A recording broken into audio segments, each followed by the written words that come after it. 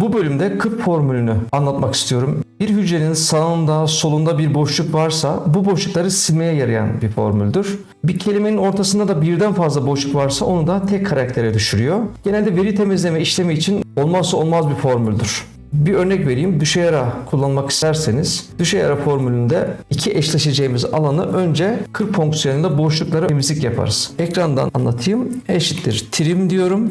Taba bastım. Tek karakter ister benden. Hücremi seçiyorum.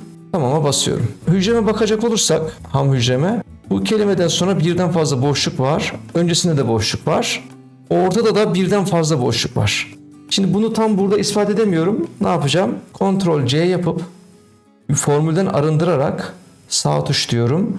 Burada değerlerini yapıştır dersem şu anda buradaki veriyi gerçekten boş silmiş mi silmemiş mi teyit edebiliriz. Çift tıklıyorum hücreye.